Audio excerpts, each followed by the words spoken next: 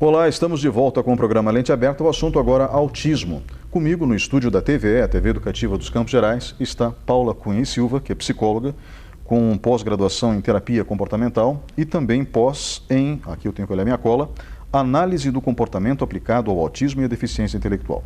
Correto? Correto. Paula, obrigado pela sua presença hoje aqui. Eu que agradeço a oportunidade.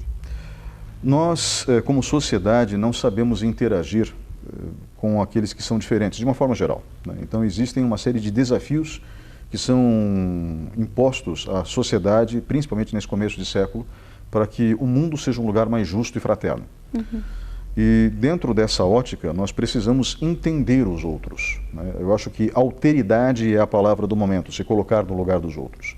Para praticar isso só tem um jeito, né? Conhecendo os outros. E nós precisamos conhecer um pouco mais como sociedade em relação ao autismo.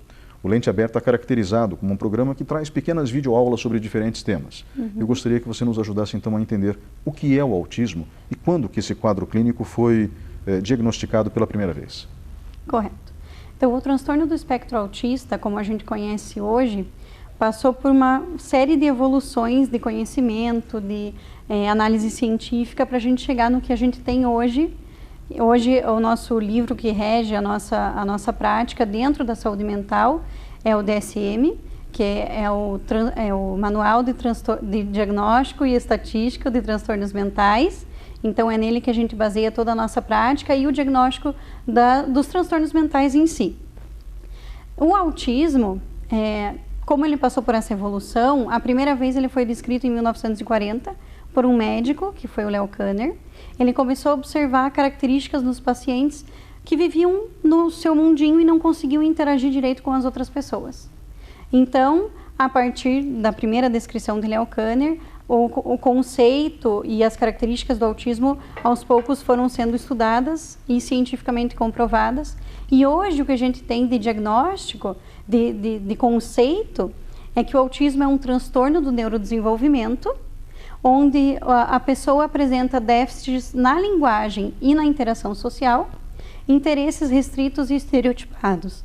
Então, são essas duas grandes áreas do desenvolvimento, tanto a interação social quanto os interesses, né, da pessoa. E o diagnóstico sofreu essa evolução, né? E hoje a gente caracteriza os graus de autismo, né? Então, hoje a gente não fala em leve, moderado e severo, a gente fala em grau 1, grau 2 e grau 3.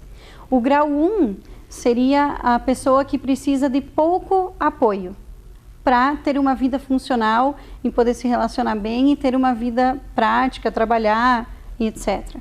O grau 2 é o autismo que precisa de apoio substancial. E o autismo grau 3, que antigamente era falado em severo, é o autista que precisa de muito apoio substancial.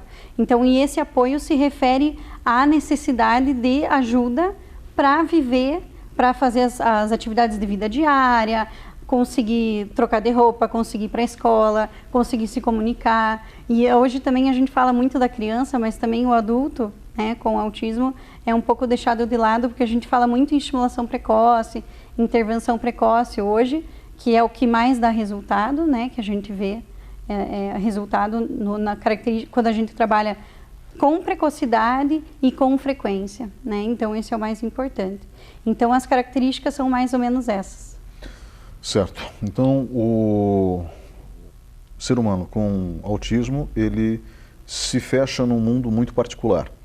E esse fechamento pode ser mais suave ou mais intenso, dividido em 3 graus, como você definiu anteriormente.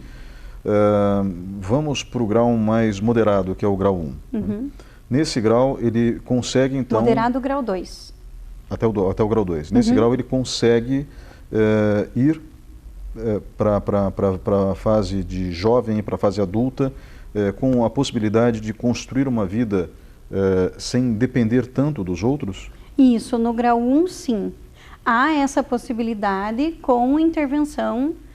Hoje a gente fala da intervenção comportamental como sendo a mais eficaz, porque é a que mais tem estudos científicos que comprovam a eficácia desse atendimento, desse tratamento.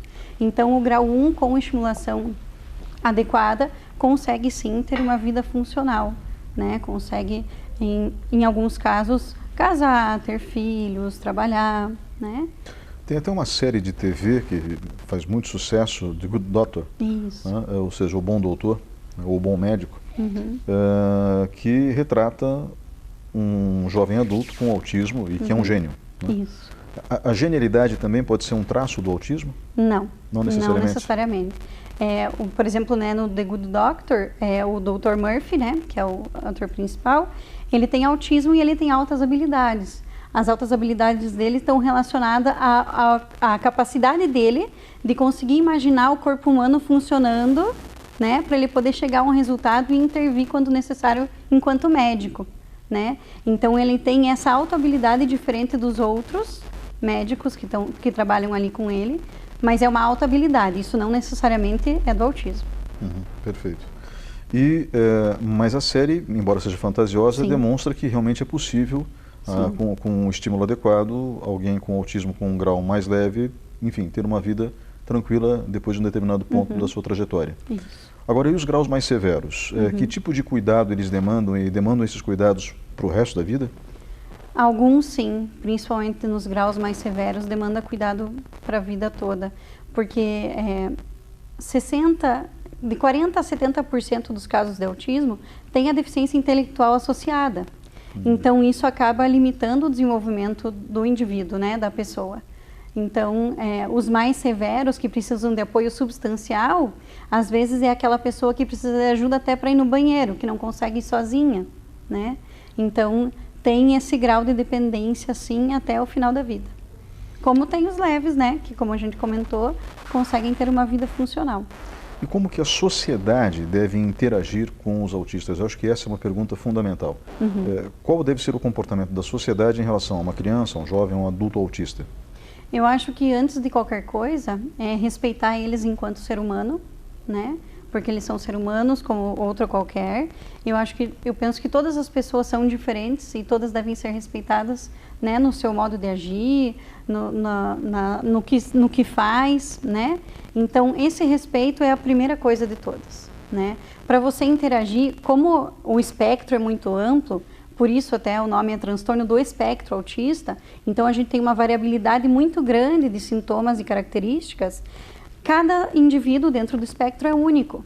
Então, com cada um vai ter uma necessidade diferente, assim como nós, né? Então, a partir do momento que a gente consegue identificar essa dificuldade e as facilidades que essa pessoa tem, a gente vai achar meios e formas de trabalhar com ela, ou de interagir com ela, para a gente ter uma interação melhor, né?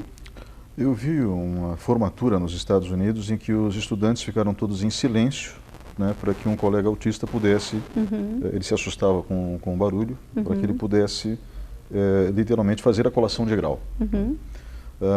E aquilo foi uma demonstração pública de respeito que sinceramente me comoveu muito. Né? Você acha que a nossa sociedade caminha para esse respeito maior em relação às pessoas que têm necessidades especiais? E esse é um tema bem difícil, né? Porque eu acho que não só das pessoas com necessidades especiais, né, da pessoa com deficiência, mas o negro, o gordinho, o que usa óculos, o que usa aparelho. Então, eu acho que esse respeito começa dentro de casa, né? E esse respeito, conforme a gente está vendo a evolução da humanidade, eu acho que ainda a gente tem um longo caminho pela frente. Infelizmente. Né? Infelizmente, exatamente. Bem, quando eu falei como a gente deve interagir com alguém com autismo, a dúvida é muito simples. Eu olho nos olhos, é uma questão realmente de comportamental. Qual é a orientação? Eu fico calmo, chamo um parente, caso a criança, o jovem, o adulto tenha uma crise nervosa. Qual é o comportamento? No caso, por exemplo, de alguém com deficiência visual, já nos ensinam desde crianças que a gente não conduz a pessoa, apenas damos o braço e a pessoa nos acompanha. Né? Isso, por exemplo, para atravessar uma rua. Como que nós podemos ajudar no dia a dia de alguém que é autista? No dia a dia. Bom, a aprendizagem de qualquer ser humano acontece primeiro por estímulos visuais, né, e necessidades básicas. Então, o apoio visual para essas crianças, para esses jovens e esse adulto, às vezes são muito importantes. Muitos se comunicam por forma de comunicação alternativa, que a gente fala, que são por cartões, por imagens ou por gestos. Então, dependendo da situação, você vai agir de um jeito diferente. Por exemplo, se você está vendo um autista em crise no meio da rua porque está perdido, né? Primeira coisa é você chegar muito calmamente perto dele, perguntando se ele precisa de ajuda ou se ele quer ajuda. Muitas vezes ele não vai te ouvir ou não vai te responder, né? E muitas vezes ele vai conseguir te responder mesmo em crise. Então, é muito difícil dizer para você assim como se comportar e como agir com essas crianças, com essas pessoas. Porque cada um vai ter um jeito diferente, cada um vai ter um comportamento diferente.